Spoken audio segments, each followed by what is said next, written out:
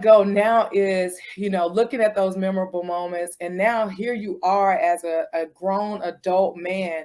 Um, what are some of the things, or where are you in your life now that is really totally different than those years of 2003, 4, and 5? What's been maybe a life altering moment or anything like that? And then I'll follow that question up with whatever that moment was or what has changed. What did you pull from, track and field? What did you pull from college athletics that help you during that time of transition? So whatever you feel led to share with us, what's been majorly different in your life?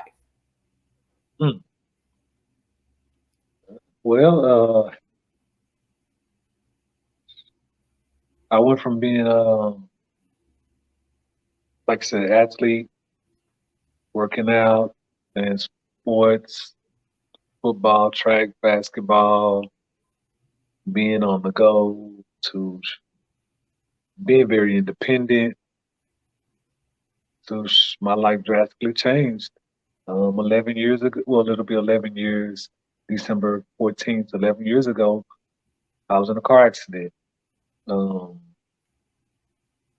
Long story short, ended up um, fracturing my neck, well, breaking my neck, my C6 and C7 spine, and it left me paralyzed.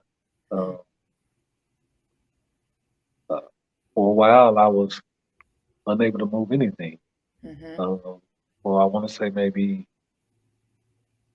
through the first 2 to 3 months. Only thing you were getting out of me was my eyes blinking and my mouth moving.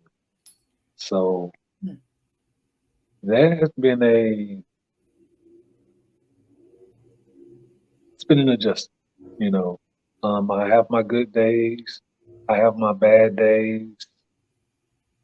I'd be remiss if I tell you that I didn't get down or haven't went through depression at one point. Um, but I have a strong background, and not just myself, but my family, Yes. my friends. Man, I got a cousin, my cousin Tiffany. I Mm. don't know what to say about her. I can't Yeah, even. that's a Yeah, good. Tiff is. I think everybody should have a Tiff in their life, let alone in their family. Yeah, So that's right. I just, and like I said, not to mention the rest of my family.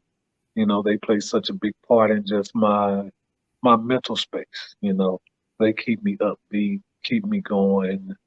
So even when I'm down or don't want to do something, they tend to motivate me to, hey, we got you, keep going, you can do it, you can. So that's been this 11 years has been challenging to say the least. I mean, you probably can't tell it now, but at one point I got so depressed and down, Yeah. I gained a good 60 pounds. It was bad. It was bad. But hey, you just got to find a way. And I found my way Amen. and talked to God one night. He wouldn't let me go to sleep. And it went on from there. I My know. life it was down and it just shot on up. So, Oh, thank you, because you did not have to share that, and you did not have to be this vulnerable. And you took me to the moment just then. And right.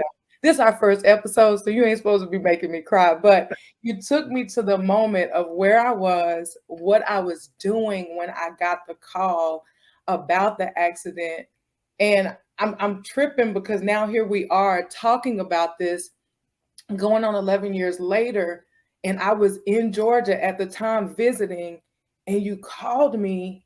And I guess I just have to ask, as your former coach, how in the moment of this happening, what was happening for you to wake up from a coma and for you to pick up the phone or have somebody pick up the phone and call me? What happened? I, j- I just, I honestly don't know why because everybody, my family, I don't know how many of my friends were either in the room or in the waiting area.